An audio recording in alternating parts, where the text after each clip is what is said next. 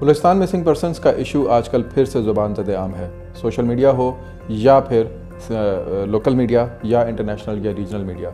सब के सब इस वक्त बलूचिस्तान के इस मसले को उजागर करने में लगे हुए हैं। सहरा इसका एक ह्यूमन राइट एक्टिविस्ट जो कि बलूचिस्तान से एक रैली को लीड करके इस्लामाबाद तक लेकर आई हैं, डॉक्टर महारंग बलोच जिनका नाम है, उनके ज़िम्मे जाता है। डॉक्टर महारंग बलोच कौन है, उनके मसाइल क्या हैं, उनके इश्यूज़ क्या हैं, उनका बैकग्राउंड क्या है, इसमें हम फिर कभी किसी एक अलग वीडियो के अंदर गुफ्तगू करेंगे। आज का जो मौजू है वो ये है कि इस मार्च और इसके नतीजे में होने वाले जो मामलात हैं वो कहाँ पर हैं, किस तरह खड़े हैं और कहाँ पहुँचे हैं, उस पर कुछ गुफ्तगू की जाए।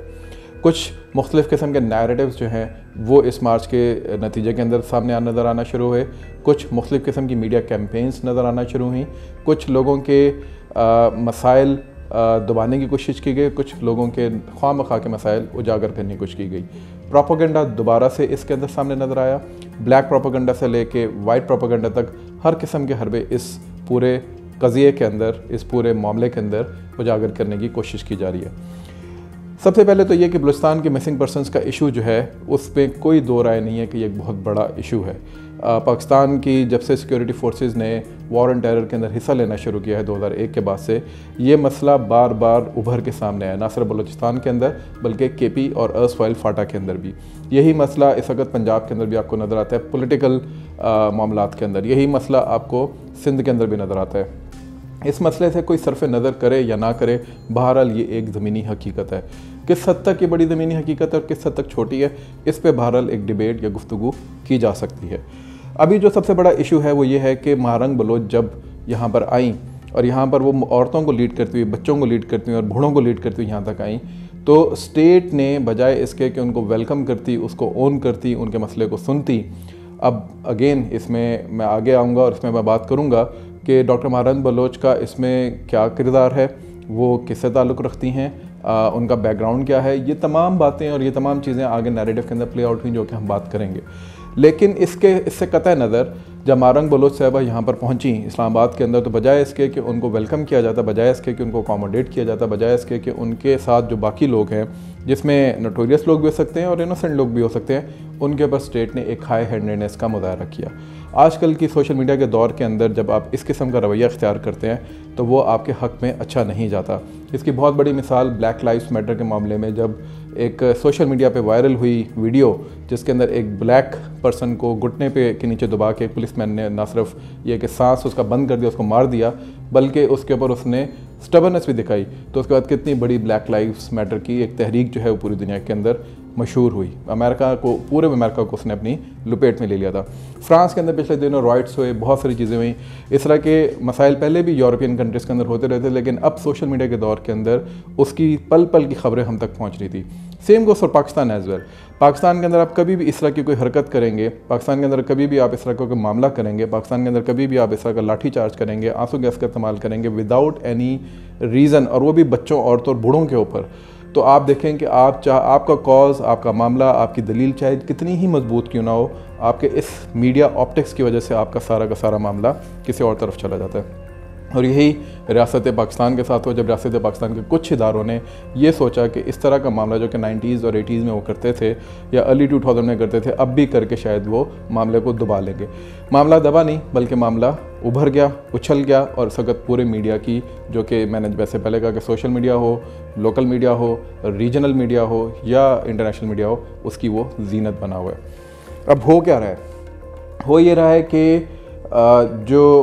उसके जो मीडिया अटेंशन उसको मिलनी थी वो तो मिली ही मिली, लेकिन इसके साथ साथ डिफरेंट पॉइंट ऑफ व्यूज़ और डिफरेंट ओपिनियंस जो हैं वो सामने आना शुरू हुए। और उन डिफरेंट पॉइंट ऑफ व्यूज़ और डिफरेंट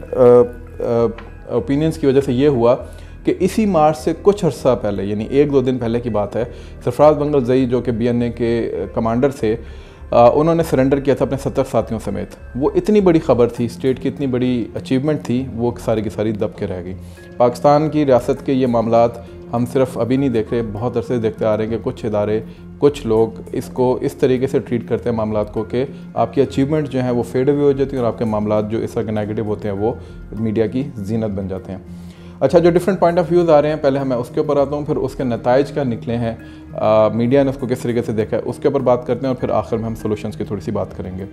पहला वर्जन तो ये आ रहा है जी कि ये जो बड़ा ओवरवेलमिंग किस्म के और जो प्रो रियासती लोग हैं, या आप कह लें कि इस तरह के लोग हैं जो कि समझते हैं कि इस मामले के अंदर शायद कहीं ना कहीं कोई वेस्टेड एजेंडा भी काम कर रहा है, वो नैरेटिव है। और उसके अंदर ये कहते हैं कि जो मारंग बलोच हैं ये एक पॉन है, इनके स्ट्रिंग्स कहीं और से हिल रहे हैं, और पाकिस्तान के मसाइल को बिल्कुल कि बलोच मिसिंग पर्सनस का इशू मौजूद है, लेकिन इसको नेगेटिव अंदाज में यूज़ करते हुए मारंग बलोच जो है वो इस्लामाबाद आई हैं। और ये एक स्लेन कमांडर हैं BLA के, अब्दुल गफ्फार लांगो। इनकी पिक्चर्स पूरे मीडिया के ऊपर मौजूद हैं। इनका बलोच समाचार के नाम से एक वेबसाइट चलती है जो कि हमारे यहाँ बैन है, लेकिन अगर आप VPN लगा के उसको चलाएं तो आप देख लेंगे। उसके ऊपर इनके लिए बाकायदा BLA ने मेमोइर्स लिखे हैं, बाकायदा इनके लिए कंडोलेंस मैसेजेस हैं वहाँ पे। और मामा कदीर जो कि इससे पहले मारंग बलोच से पहले बहुत बड़े एक इनके ह्यूमन राइट एक्टिविस्ट हैं, अभी भी हैं, पहले भी इस तरह के लॉन्ग मार्चेस को लीड कर चुके हैं मिसिंग पर्सनस के हवाले से। उन्होंने एक वीडियो में ये दावा किया था कि BLA की इंटरनल फाइट के अंदर, जो कमांडर्स की इंटरनल फाइट है, उसके अंदर अब्दुल गफ्फार लांगो मारे गए, और मारंग बलोच बहरहाल उनकी बेटी हैं। मारंग बलोच के बारे में जो दूसरा मामला सामने वो लोग लेकर आते हैं, ये कहते हैं कि ये उसी इंडिपेंडेंट बलूचिस्तान की बात करती हैं जिसकी BLA और इस तरह की इसका मार्च की जितनी जो दूसरी टेररिस्ट ऑर्गेनाइजेशंस हैं वो बात करती है। इनकी एक जो इमेज है इंस्टाग्राम से उठा के वो भी सर्कुलेट हुई, जिसके अंदर पीछे एक इंडिपेंडेंट बलूचिस्तान या आज़ाद बलूचिस्तान के हवाले से बातचीत लिखी हुई थी। तो ये वो चीज़ें हैं जो कि मीडिया के ऊपर आना शुरू हुई, और उसके मुकाबले में फिर दूसरा नैरेटिव आना शुरू हुआ, और वो नैरेटिव ये था कि ये जो हैं एक जेन्युइन कॉज के साथ आई हैं, और इस जेन्युइन कॉज को बहरहाल हमें सुनना चाहिए। इस जेन्युइन कॉज के मसाइल को, यानी बलूचिस्तान के मसाइल का इदराक करते हुए हमें समझना चाहिए कि वहाँ पे ग्रीवेंसेस भी हैं, समझना चाहिए कि वहाँ पे लोगों की जो लिविंग स्टैंडर्ड्स है वो अच्छे तरीके से इम्प्रूव नहीं हुए, समझना चाहिए कि वहाँ पे एजुकेशन और हेल्थ के इश्यूज़ मौजूद हैं, समझना चाहिए कि वहाँ पे इकनॉमिक अपॉर्चुनिटीज़ मौजूद नहीं है, समझना चाहिए कि अगर पाकिस्तान ओवरऑल के इकनॉमिक हालात ख़राब है तो जो एक डिप्राइव्ड सूबा है उसके मामलात कहाँ पर होंगे। समझना चाहिए कि गवादर और CPAC की जब बात होती है तो क्या उसके रिपल इफ़ेक्ट्स या उसके जो असरात हैं, समरात हैं, क्या वो बाकी बलूचिस्तान के अंदर जा रहे हैं कि नहीं जा रहे। रियासत पाकिस्तान को इस सारे मामले को एक नैमिटी का एटीट्यूड दिखाते हुए इनको गले से लगाना चाहिए था, और इनके मसाइल को सुनते हुए इनको अकोमोडेट करना चाहिए था। उससे होता क्या कि वो लोग जो किसी वेस्टर्न एजेंडा के तहत शायद इनको यूज़ कर रहे होते, वो लोग जो किसी वेस्टर्न एजेंडा के तहत शायद BLA का प्रोपेगेंडा मशीनरी को सामने लेकर आने की या साइऑप्स को सामने लेकर आने की कुछ करते, वो लोग जो कि शायद किसी हमसाया मुल्क के ईमा के ऊपर इनको पुश कर रहे होते, उनका कॉज 50 से 60% दम तोड़ देता। जो 30-40% जेन्युइन कॉज रह जाता उसको फिर पाकिस्तान की रियासत और उसके अकाबरीन मिल के बैठ के हल करने की तरफ लेके जाते, लेकिन ऐसा नहीं हुआ। इसी तरीके से तीसरा फिर नैरेटिव आया, और वो फिर ज़्यादा रेडिकल नैरेटिव था, और वो ये था कि सबसे पहले तो उसके अंदर ये बातचीत शुरू की जी कि जिस तरह हमास लड़ी है इज़राइल के अंदर, इज़राइल के ख़िलाफ़ फ़लस्तीन के कॉज के लिए, उसी तरीके से BLA को भी आप उसी तरीके से ट्रीट करें। और BLA और हमास का एक मवाजना होना शुरू हो गया, और इसके अंदर एक अनफॉर्चुनेटली पॉलिटिकल पार्टी ने बहुत बड़ा किरदार अदा किया। इसी तरीके से दूसरा जो उसमें उन्होंने कहा कि जी कि सिर्फ आर्मी, ISI और सिक्योरिटी एजेंसीज वही रिस्पॉन्सिबल हैं बलूचिस्तान के सारे मसाइल का, उसके अलावा कोई भी रिस्पॉन्सिबल नहीं है। जितने भी मिसिंग पर्सनस का इशू है, जितने भी मसशुदा लाशें मिलने का इशू है, जो भी वहाँ की डेप्रीवेशन है, जो भी वहाँ पर डेवलपमेंट नहीं हो रही, उसके ज़िम्मेदार आर्मी, ISI और सिक्योरिटी एजेंसीज़ हैं। इसी तरीके से उन्होंने ये भी कहा जी कि अगर स्टेट जो है वो पॉलिटिकल ओपोनेंट्स के ऊपर जो मेन स्ट्रीम के अंदर हैं, जैसे कि PTI है, दूसरी पॉलिटिकल पार्टीज़ हैं, पॉलिटिकल डिसिडेंट्स हैं, उनके ऊपर क्लैम्प डाउन कर सकती है, उनको उठा के गायब कर सकती है। तो जो फार फ्लंग एरिया में बलूचिस्तान के लोग रह रहे हैं, जिन तक ना मीडिया की कवरेज है, ना लोग उन तक पहुँच सकते हैं, ना कैमरे की आग पहुँच सकते, तो उधर क्या कुछ नहीं होता होगा। और इसी तनाजुर में फिर एक प्रोपेगेंडा मशीनरी शुरू हुई, जिसके अंदर पुरानी वीडियोज़ और इधर उधर की वीडियोज़ और इधर उधर के इमेजेस उठा के डालना शुरू किए गए, जिसके अंदर TTP के जो लोग थे, जिसके अंदर BLA के जो लोग थे, जिसके अंदर ब्रास के जो लोग थे, जब उनके ऊपर ऑपरेशन होते थे और उनकी कोई वीडियोज़ थी, उनको उठा के डालना शुरू किया गया कि शायद पाकिस्तान की सिक्योरिटी फोर्सेज जो हैं वो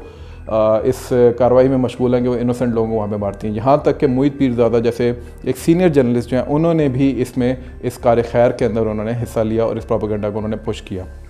अब आप देख सकते हैं कि पॉलिटिकल ओपोनेंट्स जो हैं वो इस हद तक आगे जा चुके हैं कि वो ये नहीं देखते कि उनके इन इक़दामात की वजह से, इस रेडिकल बिहेवियर की वजह से जो जेन्युइन कॉज है शायद वो भी उसके ऊपर पर्दा पड़ना शुरू हो जाता है। तो जेन्युइन कॉज है उसको भी रियासत फिर एक नेगेटिव लेंस से देखना शुरू हो जाती है, जेन्युइन कॉज है उसको भी लोग जो है वो फिर क्वेश्चन करना शुरू हो जाते हैं। अच्छा, इसी तरीके से जब ये प्रोपेगेंडा होना शुरू हो तो PTI ने तकरीबन 2500 से ज़ायद अकाउंट्स जो हैं जो कि प्रोपेगेंडा के अंदर मशगूल थे, जिसके अंदर इंडियन अकाउंट्स भी पकड़े गए हैं, जिसके अंदर अफगानिस्तान से भी कुछ अकाउंट्स पकड़े गए हैं और पाकिस्तान के अंदर भी बैठे हुए कुछ अकाउंट्स हैं, डायस्पोरा के अंदर कुछ पॉलिटिकल पार्टी से रिलेटेड अकाउंट्स हैं, उनको फिर उन्होंने ब्लॉक किया। अच्छा, इसका रिज़ल्ट मैंने शुरू में बताया था कि मीडिया अटेंशन जब मिली तो बहुत सी प्रोमिनेंट फिगर्स ने इसको फिर ना या तो इस बलोच मार्च के हक़ में बयान देना शुरू किए या इनको विज़िट करना शुरू किया। जैसे कि सेनेटर मुश्ताक साहब ने सुप्रीम कोर्ट के बाहर या सेनेट के बाहर मेरा ख्याल खड़े होकर इनके बारे में इनके हक़ में बयान दिया। इसी तरीके से इमरान रियाज खान की एक वीडियो वायरल हुई जिसके अंदर वो महारंग बलोच से मुलाकात कर उनके सामने माफ़ी मांग रहे हैं कि मिसिंग पर्सनस के हवाले से जो प्रोपेगेंडा पहले करते रहे हैं उस पर वो माफ़ी के तलबगार हैं। इसी जगह सेनेटर मुशाहिद हुसैन बहुत जज्बाती किस्म की उन्होंने वहाँ पे बातें की। बहुत बड़े इंटेलेक्चुअल हैं, बहुत बड़े एक इंटेलिजेंशिया से ताल्लुक़ रखते हैं मुशाहिद हुसैन साहब और डेमोक्रेसी के हक़ में और इस तरह के मामलात के हक़ में एक बड़ी आवाज़ हैं, पाकिस्तान को रिप्रेजेंट करते हैं दुनिया के अंदर। उन्होंने भी इसके ऊपर एक बहुत दुहानदार किस्म की तकरीर की इसी कैंप के बाहर खड़े होकर। इसी तरीके से हामिद मीर साहब ऑब्वियसली इस कॉज़ के बहुत बड़े चैम्पियन हैं शुरू दिन से, वो तो मसलसल इसके ऊपर बात कर रहे हैं। और अभी भी मैं उनके एक वीडियो देख रहा था कि उसमें वो बहुत गुस्से में उन मीडिया जर्नलिस्ट के ऊपर तनकीद कर रहे थे जिन्होंने वहाँ पे महारंग बलोच साहिबा से जाके कुछ मुख्तलिफ नौइयत के सवालात करना शुरू किए। यहाँ पर वो दो बातें भी आती हैं कि एक वीडियो वायरल हुई गरीदा फ़ारूकी साहिबा की जिसके अंदर वो महारंग बलोच साहिबा से ये गुफ्तगू करिए कि ठीक है, रियासत का जो वायलेंस है, रियासत के जो मामलात हैं उस पर भी बात कीजिए, लेकिन क्या आप BLA को कंडेम करती हैं कि नहीं करती हैं। और दूसरी तरफ एक बोल की एंकर थी, वो भी मशहूर हुई और उन्होंने कुछ ज़्यादा बदतमीज़ी की महारंग बलोच साहिबा से, बल्कि उनको बोलने भी नहीं दे रही थी और उनसे मुसलसल उनके मुंह में माइक घुसेड़ के ये बात निकलवाने की कोशिश करनी थी कि क्या वो BLA को कंडेम करती हैं कि नहीं। दोनों के अंदर मैं ये फ़र्क समझता हूँ कि गरीदा फ़ारूकी ने बहरहाल एक प्रोफेशनल जर्नलिस्ट के तौर पे उनसे सवालात करने की कोशिश की, उनको कहा कि कहानी का जो दूसरा रुख है उसके ऊपर भी बात करें। अगर आप मिसिंग पर्सनस का मसला उठा कर लेकर तो बलूचिस्तान के अंदर ह्यूमन राइट्स का इशू पूरे तमाम लोगों के लिए है और उनका आपको ख्याल करना चाहिए। लेकिन जो दूसरी जर्नलिस्ट थी बोल के वाली, मेरा ख्याल है कि उन्होंने कुछ ज़्यादा ज़्यादती की और उन्होंने बल्कि अगेन जिस तरह महारंग बलोच साहिबा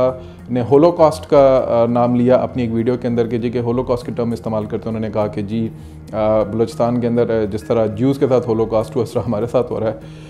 तो उन्होंने अपने कॉज को ज़िक पहुँचाया, नुकसान पहुँचाया। उसी तरीके से इन जर्नलिस्ट साहिबा ने जो कि बोल की थी, उन्होंने रियासत के जो कॉज है, रियासत का जो मामला है उसको नुकसान पहुँचाया। तो ये जो दो तरह के रेडिकल बिहेवियर्स हैं, इसकी वजह से जो एक्चुअल कॉज है उसको नुकसान पहुँचा रहा है। एक्चुअल कॉज बहरहाल रियासत के लोगों का है, रियासत का है और रियासत के काबरीन को वो रिज़ॉल्व करना चाहिए। सलूशन इसका यही है कि इनको आप सुने, सलूशन इसका यही है कि इनको आप अकोमोडेट करें, सलूशन इसका यही है कि आप इनके पास जाके इनसे बात कीजिए और फिर उसके बाद जो भी बात निकलती है उसको मीडिया के अंदर लेकर आएँ। और सलूशन इसका ये है कि बहरहाल डॉक्टर महारंग बलोच को भी अपने कपड़े झाड़ते हुए, अपना दामन झाड़ते हुए साफ़ सुथरे तरीके से सामने आना चाहिए और बताना चाहिए कि वो किसी आज़ाद रियासत की बात नहीं कर रही, कि वो किसी भी आज़ाद बलूचिस्तान की बात नहीं कर रही। वो सिर्फ़ और सिर्फ वहाँ की ग्रीवेंसेस को यहाँ पर लेकर आई हैं, नौजवानों के हाथ में, जो कि फ्यूडल्स के हाथ में थी पहली चीज़, उसको नौजवानों के हाथ में देते हुए वो मीडिया को फेस करें और बताएँ कि बलूचिस्तान जो है वो पाकिस्तान का हिस्सा है। बलूचिस्तान के एलिजेंस, बलूचिस्तान के नौजवानों की एलिजेंस पाकिस्तान के साथ है। उसका जो इमरानी मुआहदा है, उसका जो सोशल कॉन्ट्रैक्ट है वो पाकिस्तान के साथ है। हाँ, अलबत्ता अगर कोई मामलात हैं, कोई शिकायतें, तो वो भी उनको पाकिस्तान से ही और पाकिस्तान की रियासत से ही करने आए हैं, पाकिस्तान की रियासत के कैपिटल के अंदर। तो मेरा ख्याल है फिर इसके बाद शायद कोई शक की और शुबे की गुंजाइश नहीं रहेगी, बल्कि वो लोग जो कि इस पूरे मामले को अपने मकासद के लिए इस्तेमाल करना चाह रहे हैं पॉलिटिकली, या बाहर बैठे हुए वो लोग जो कि पाकिस्तान को ज़िक पहुंचाना चाहते हैं, दोनों तरह के लोग, उनके वेस्टेड एजेंडाज जो हैं वो डाई डाउन कर जाएंगे। आज के लिए इतना ही, इंशाल्लाह ताला मिलते हैं एक नई वीडियो के साथ बहुत जल्द। खुश रहिए और जुड़े रहिए। अल्लाह हाफिज़।